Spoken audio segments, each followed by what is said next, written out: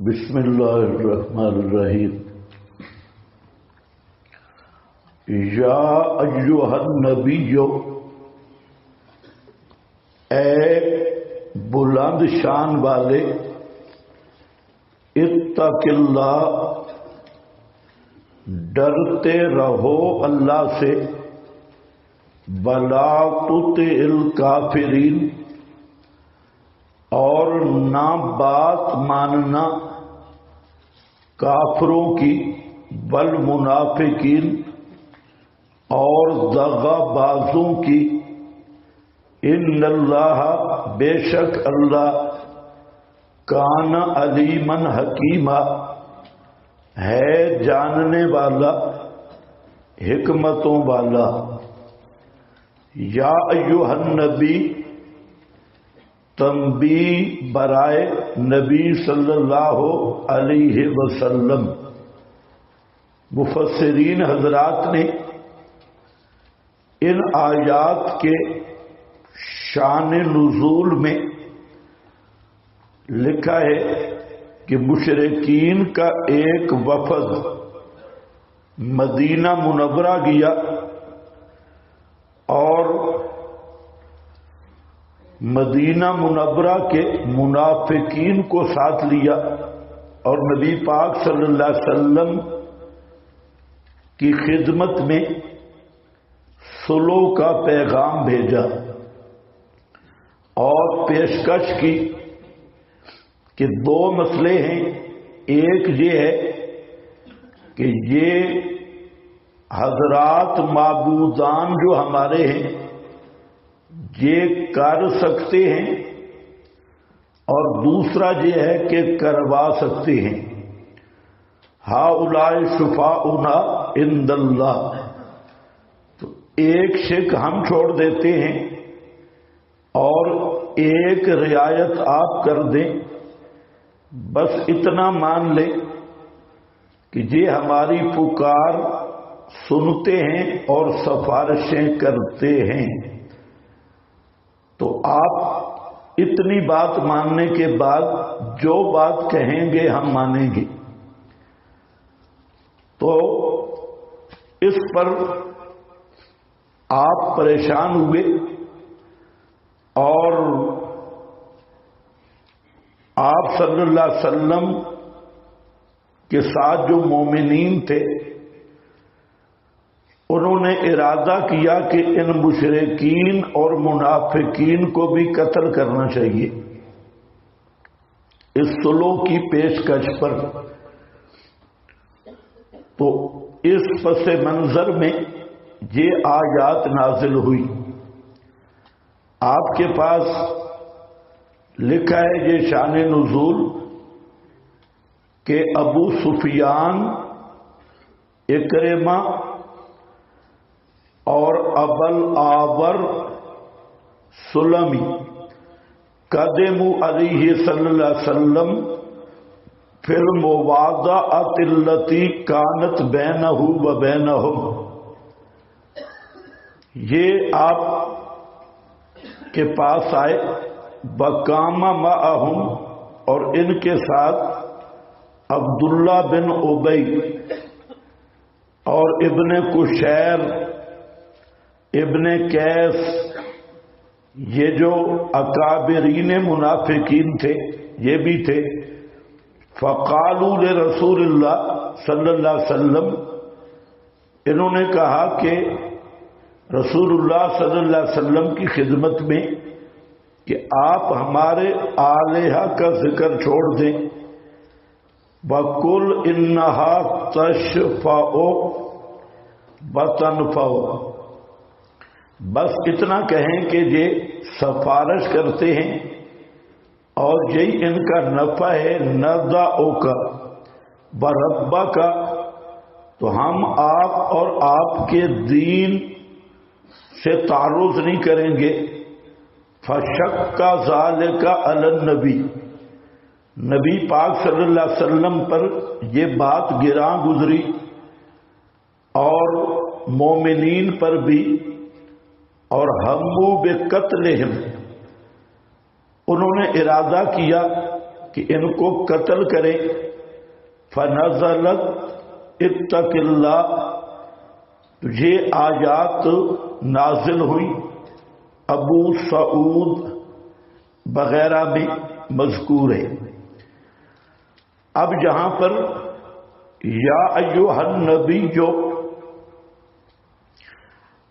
نبوت کے وصف کے ساتھ ندا، یہ آپ کی تشریف، تکریم اور تعظیم کے لیے ہے.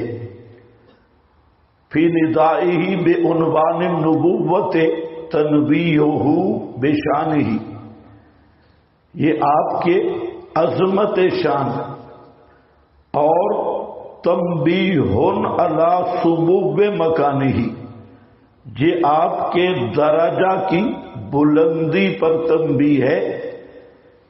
یا ایھا النبی، نبی کا معنی کیا ہے؟ بلند شان والے، رفیع القدر. اور یہ خطاب اس صورت میں اسی عنوان کے ساتھ 5 مرتبہ ہے. ایک اس آیت میں، ایک آیت نمبر 28 میں، پھر آیت نمبر 45 میں، پھر آیت نمبر 50 میں، اور پھر آیت نمبر 59 میں. یہی عنوان خطاب ہے، یا ایھا النبی اتق اللہ. اتق اللہ یہ امر ابقائے فعل کے لیے ہے. اس کا یہ مطلب نہیں کہ آپ پہلے نہیں ڈرتے تھے اور اب کہا گیا ڈرو، نہیں. معنی کیا ہوگا؟ اثبت علی تقوی اللہ ودم علیہ، مدارک ہے کہ دم علی التقوی، تقوی پہ قائم رہو اور ڈرتے رہو اللہ سے. ولا تطع الکافرین، یہ امر اول اتق اللہ ولا تطع سے پہلی نہیں ہے کہ مت بات مانو کافروں کی اور منافقوں کی.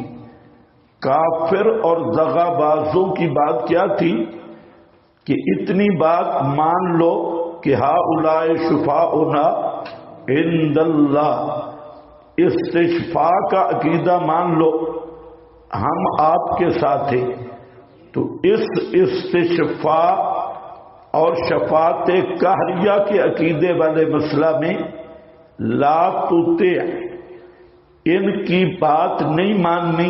آگے الکافرین المنافقین دونوں وصف ذکر کیے کہ کافروں کی اطاعت نہیں کرنی اور منافقوں کی اطاعت نہیں کرنی. ان اللہ کان علیما حکیما، بے شک اللہ ہے جاننے والا، حکمت والا. یہ امر اور نہیں حکمت پہ مبنی ہے اور ان سے کسی قسم کی کوئی سلو اور مسئلہ میں کوئی نرمی اختیار نہیں کرنا. اور یہ مضمون قرآن کریم میں کئی مقام پہ آیا. بدو لو تدہنو فیدہنون، یہ چاہتے ہیں کہ آپ مسئلے میں نرمی کریں، اور اگر آپ نرمی کریں تو یہ تو پہلے نرمی کے لیے تیار ہے. بدو لو تدہنو، دوہن سے اگر آپ مسئلہ پہ تیل لگائیں، اس کو نرم کریں. تیل یہی تھا کہ استشفاء کی حد تک مان لیں. ہؤلاء شفاؤنا عند اللہ، یہ مان لیں. تو فرمایا بدو لو تدہنو فیدہنون، تو یہ نرمی کے لیے تیار ہے. اب جو بدو ہے نا، جو کہتے ہیں کہ مسئلہ نرم کرو، سختی نہ کرو، شدت نہ کرو، تھوڑا سا ہاتھ ہولا رکھو، تھوڑا میٹھا کم کرو۔ تو یہ کہنے والے کون ہیں؟ یہ 10 نمبری بدماش ہے، اور بدو لو تدہنو کے آگے ان کے 10 اوصاف ذکر کیے، اور آخری وصف ہے بعد ذالک زنیم المعروف بالابنا، المعروف بالابنا، ابنا اس کی تشریح کی ضرورت نہیں، بہرحال یہ انتہا ہے بعد ذالک زنیم کی، کہ جو تمہیں کہتے ہیں مسئلہ نرم کرو اور سختی نہ کرو، تو یہ کون ہے؟ المعروف۔ ہاں، یہ بالکل بلاول بھٹو زرداری والی مرض میں مبتلا ہے، المعروف بالابنا کے مریض ہیں۔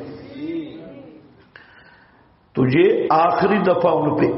اسی طرح لقد کدت ترکنو الیہ شیئا قلیلا، نکالو لقد کدت، کدت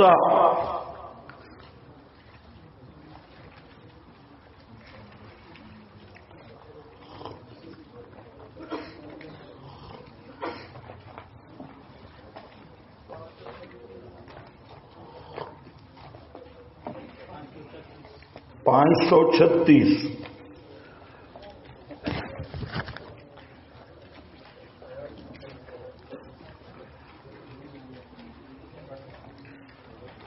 ہاں جی، بَإِنْ كَادُوا لَيَفْتِنُونَكَ، اور قریب ہے کہ یہ آپ کو پھیر دیں میں عن الذی اوحینا الیک،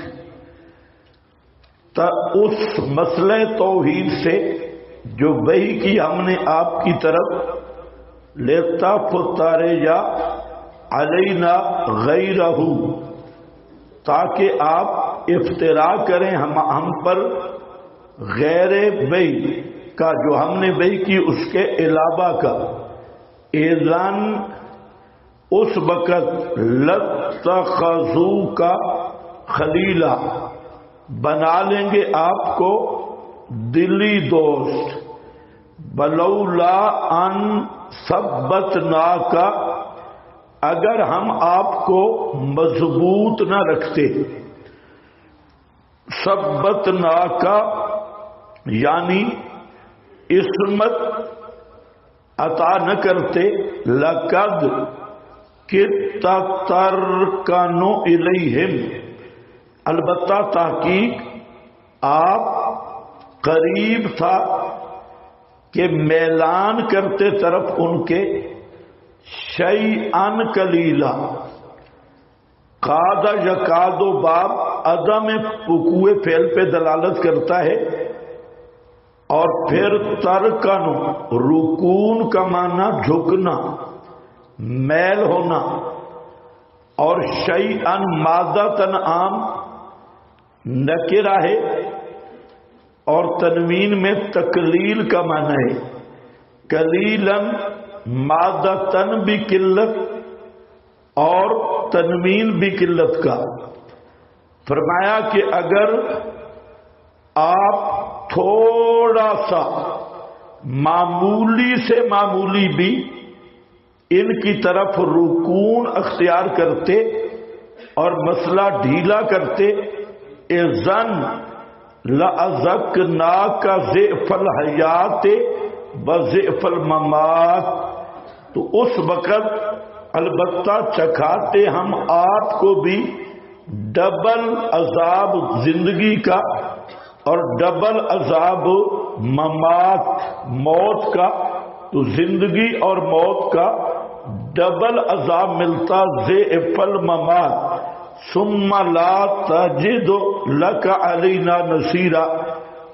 اسی طرح سورۃ ہود کی آخر میں استقم کما امرتا ومن تاب معک کہ مضبوط رہو کما امرتا جیسے آپ کو حکم ہوا مسئلہ توحید پر، اور جو آپ کے ساتھ شرک سے تائب ہوئے وہ بھی مضبوط رہیں اور پکے رہیں. لا ترکنوا الی الذین ظلموا، اور مت رکون اختیار کرو، نرمی کرو طرف ان کے جنہوں نے ظلم کیا. اب ظالم کون ہے؟ بڑا ظالم مشرک ہے، اور دوسرا بڑا ظالم رافضی دشمنان صحابہ. فَتَطْرُدَهُمْ فَتَكُونَ مِنَ الظَّالِمِينَ. تو یہ بڑے دونوں ظالم ہیں، مشرک اور جو صحابہ کرام پہ تبرہ کرنے والا خنزیر ہے وہ بھی ظالم ہے. تو فرمایا لا ترکنوا الی الذین ظلموا، ظالموں کی طرف میلان نہ کرنا، جھکنا نہیں. اور فتمسکم النار، اگر تم نے بھی مشرک یا دشمن صحابہ کی طرف میلان کیا اور رعایت کی، مبہم الفاظ استعمال کیے کہ مسلمان ہیں، مسلم کنٹری ہے اور مسلمان ہیں، فتمسکم النار، تو تمہیں بھی جہنم میں ڈالوں گا. اس لیے یاد رکھو، شرک کا مسئلہ ہو یا عظمت اور تکریم صحابہ کا مسئلہ ہو یا بدعت کا مسئلہ ہو، ان مسائل میں نرمی کرنا، مرعوب ہو جانا اور شخصیات کا لحاظ کرنا اور بڑوں چھوٹوں کی رعایت کرنا، یہ موجب ظلم بھی ہے اور موجب لعنت بھی ہے اور توحید و سنت کے ساتھ غداری بھی ہے. تو اس لیے یہ جو آج آوازیں اٹھتی ہیں جی کچھ نرمی کرو، شدت نہ کرو، یہ آوازیں پہلے بھی اٹھتی تھی. اور پہلے کون تھا؟ عبداللہ ابن ابی.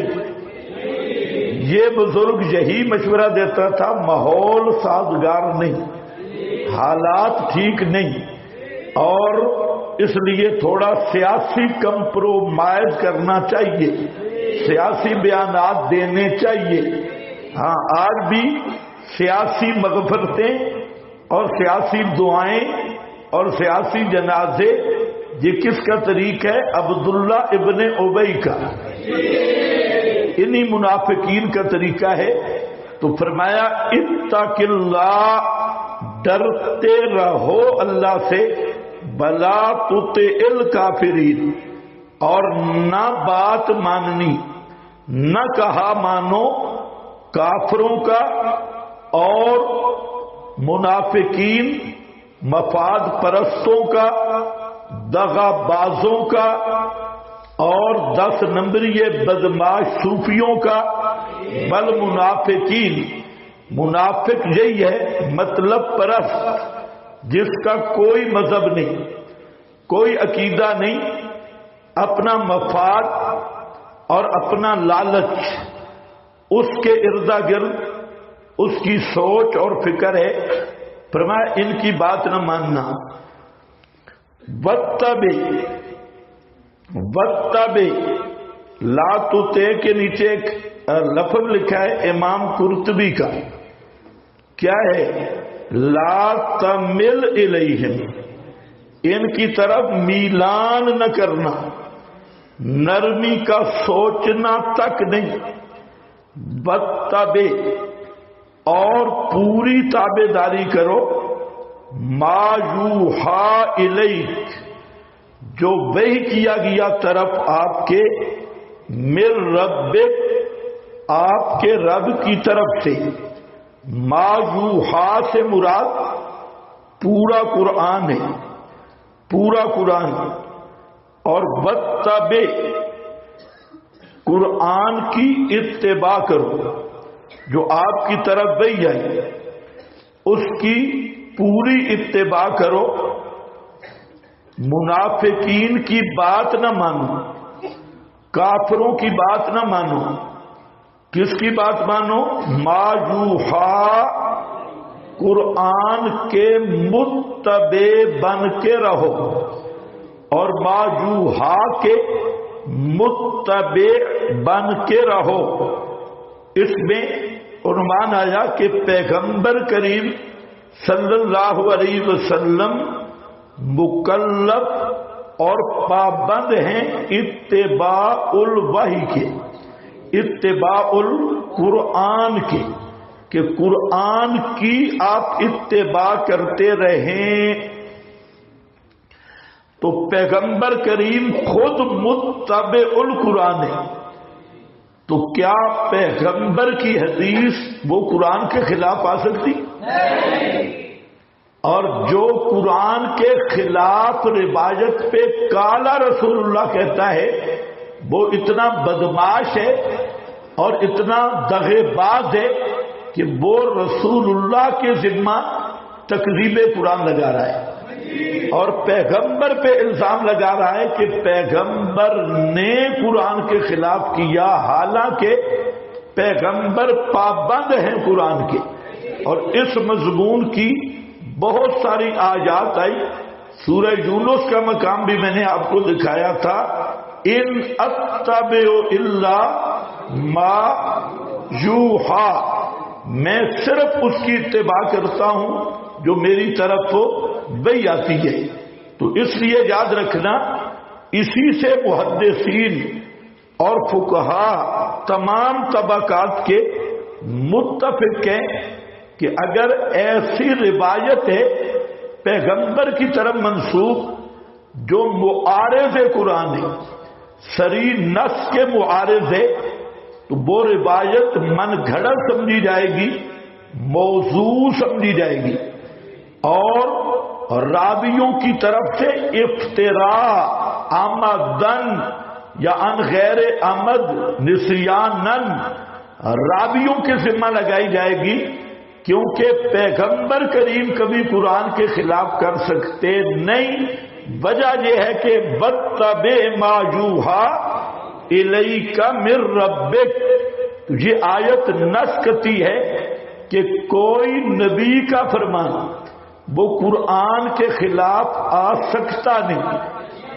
اسی لیے حضرت عائشہ نے فرمایا تھا کیف یقول رسول اللہ وقد قال اللہ انک لا تسمع الموتى، اللہ کے رسول یہ کیسے کہہ سکتے ہیں کہ کوئی مردہ سنے؟ اللہ فرما رہے ہیں کہ مردے سنتے نہیں۔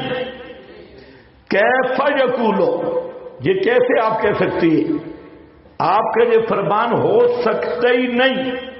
اسی طرح حضرت عمر نے فرمایا کہ لا نضع کتاب ربنا بقول امرأۃ، ایک عورت کی بات پر، یہ نہیں بقول الرسول نہیں کہا، بے حدیث بقول امرأۃ، چونکہ فاطمہ بنت قیس کی بات کتاب اللہ کے خلاف آ رہی تھی، حالانکہ وہ حدیث بیان کر رہی تھی، لیکن فاروق اعظم نے کیا فرمایا؟ بقول امرأۃ، اس عورت کے کہنے کی وجہ سے ہم اللہ کی کتاب کو نہیں چھوڑ سکتے۔ اور یہی طریقہ صحابہ کا ہے، یہی طریقہ ائمہ کا ہے، اور یہی طریقہ اہل السنت والجماعت کے محدثین کا ہے۔ آپ اصول حدیث کی کوئی کتاب اٹھا لیں اور اس میں آپ موضوع روایت کی تحقیق پڑھیں اصول الحدیث میں، تو انہوں نے جو معیار مقرر کیا کہ یہ حدیث موضوع ہے، ان میں سب سے اہم معیار یہ ہے کہ یہ معارض قرآن ہے، قرآن کے ساتھ معارضہ اور اختلاف کی صورت میں وہ معارضہ یاد رکھو، یہ بارہا میں بیان کر چکا ہوں، معارضہ تب ہوتا ہے کہ کوئی ایسا معنی نہ بن سکے کہ موافقت پیدا ہو جائے۔ جب توافق ہو گیا پھر معارضہ نہیں ہے۔ تو معارضہ کا مطلب ایسا کوئی اس کا معنی نہیں کہ جو موافقت کر سکے قرآن کریم کے ساتھ، تو ایسی صورت میں وہ روایت راوی کے منہ پر ماری جائے گی، پیغمبر کی طرف نسبت نہیں ہوگی۔ اور پیغمبر کریم کی طرف نسبت اس لیے نہیں ہوگی کہ پیغمبر کریم خود متبع القرآن ہے، قرآن کے متبع ہیں، اور اس پر سینکڑوں مثالیں محدثین نے بیان کی، شارحین نے لکھی، حتیٰ کہ بخاری اور مسلم کی روایات پہ بھی بحث کی۔ اور جہاں معارضہ بن رہا تھا، بڑے بڑے آج کل والے مولویوں کی بات نہیں کر رہا، بڑے بڑے محدثین، امام ابو بکر ابن عربی مفسر اور محدث، صوفی کی بات نہیں، مالکی، اس نے اس پہ بہت اچھی گفتگو کی۔ اسی طرح امام جساس رازی جو حنفیوں کا مجتہد ہے، اس نے اس موضوع پہ بہت اچھی گفتگو کی۔ امام رازی شافی، اس نے اس پہ گفتگو کی۔ امام ابن کثیر، انہوں نے اس موضوع پہ گفتگو کی۔ علامہ آلوسی کے حوالے آپ پڑھ چکے ہیں، الفرقان کے اندر انہوں نے اس موضوع پہ گفتگو کی۔ اور بڑے بڑے محدثین، حتیٰ کہ سیوطی صاحب جو حاتم اللیل بزرگ ہے، اس کے بھی جب اپنے مفاد کے خلاف روایتیں آئیں اور بخاری مسلم کی آئی، سیوطی نے ایک دعویٰ رکھا ایمان ابوین، نبی پاک صلی اللہ علیہ وسلم کے آبا کے ایمان کا۔ تو اب اس کے مقابل جو کچھ آیا، سیوطی نے کہا کہ قرآن کے خلاف ہے، اس لیے میں مانتا نہیں۔ جہاں سیوطی کی بات ٹھیک تھی، وہ واقعی معارض تھا، لیکن کیونکہ قرآن کریم کا ضابطہ ہے حتیٰ نبعث رسولا، کہ اتمام حجت کے بغیر عذاب اللہ عارضی عذاب بھی نہیں دیتا، کہ جائے کہ ابدی عذاب دے، اور وہ بھی اتمام حجت کے بغیر۔ تو اس مقام پہ سب پھنسے اور سب نے بخاری مسلم کی روایات کو ترک کر کے قرآن کریم کی آیت کے مقابلہ میں یہی کہا کہ اخبار احاد ہے اور مقابل قرآن ہے۔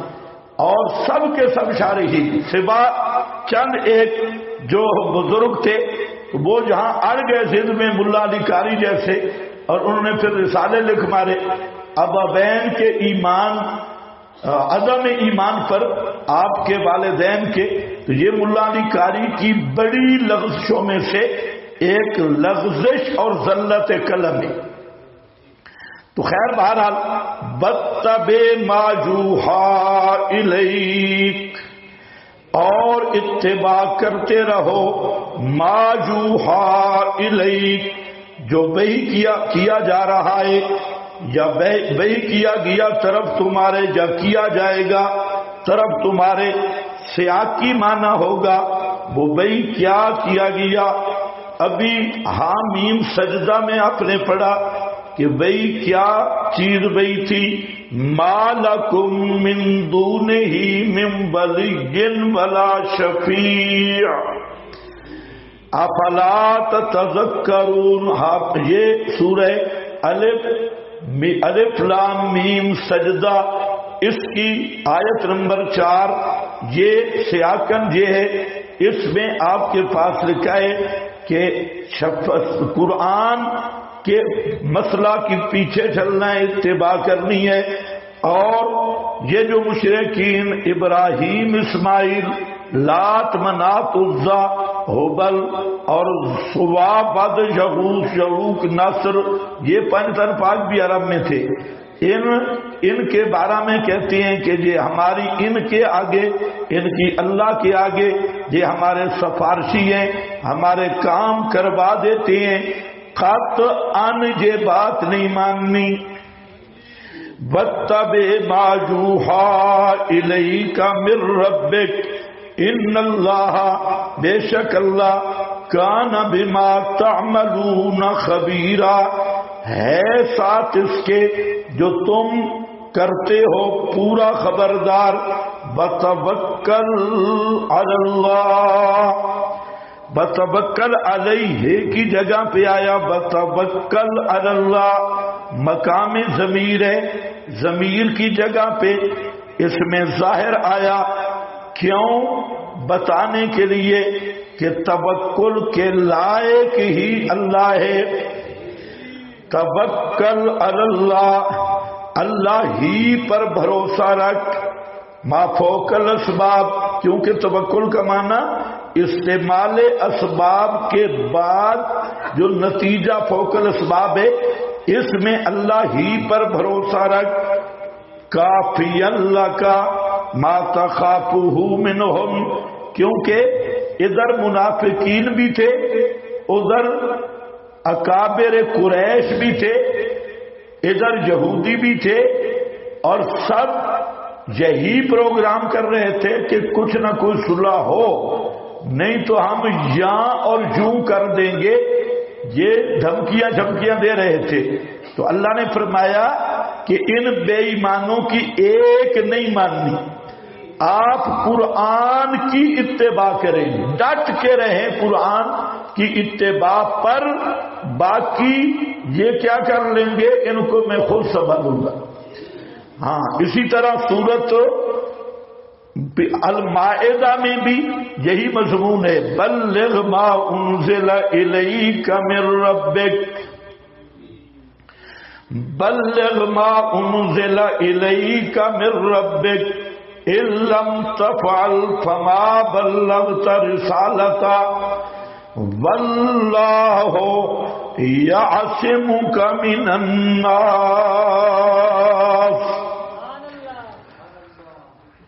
کوئی نہیں بھائی، آج پھر گڑبڑ ہے، اس کو سڑ کر. اللہ تجھے لوگوں سے بچائے گا. اور جہاں کیا ہے وتوکل علی اللہ، اللہ ہی پر بھروسہ رکھ. اور کہیں آتا ہے توکل علی الحی الذی لا یموت، اس پہ بھروسہ رکھ، اس زندہ پہ جس کو کبھی موت آنے والی نہیں، جو ہمیشہ زندہ رہنے والا ہے. فَإِنَّهُ كَفَى بِهِ دَافِعًا يَنْفَعُ وَلَا يَضُرُّ مَعَهُ شَيْءٌ وَإِنْ ضَرَّ لَا يَنْفَعُ مَعَهُ شَيْءٌ. ہے کہیں وَكَفَى بِاللَّهِ وَكِيلًا، اور کافی ہے اللہ. کفا باللہ، کافی ہے اللہ. وکیلاً، بگڑی بنانے والا، کام بنانے والا. کافیاً فإنہ کفا بہ دافعاً ینفع ولا یضر معہ شیء، وہی ہر شر سے بچانے والا کافی ہے اور نہیں نقصان دیتی اس کے ساتھ کوئی چیز بھی. بَإِنْ ضَرَّ لَا يَنْفَعُ مَعَهُ شَيْءٌ، اور اگر وہ نقصان دینا چاہے تو سارا جہان مل جائے کوئی نفع نہیں دے سکتا. لَن يَنْفَعُوكَ، حدیث ابن عباس پڑھیے، لَن يَنْفَعُوكَ شَيْئًا اگر یمسسک اللہ بضر فلا کاشف لہ الا ہو وَإِن يُرِدْكَ بِخَيْرٍ فَلَا رَادَّ لِفَضْلِهِ، اگر اللہ تجھے کوئی نقصان دینا چاہے، ساری کائنات جمع ہو جائے، بِضُرٍ بِمِنْ فَقْرٍ او مرض، کوئی فقر، کوئی مرض، کوئی اور دکھ دینا چاہے، ساری کائنات جمع ہو جائے، فلا کاشف لہ، فلا کاشف الضر الا ہو، پھر کوئی اس ضر کو ہٹا سکنے والا نہیں سوا اس کے، اور اگر وہ تیرے ساتھ کوئی بھلائی کرنا چاہے فلا راد لفضل، اس کے فضل کو کوئی روکنے والا جمع ہی نہیں۔ اس لیے وکفا باللہ وکیلا،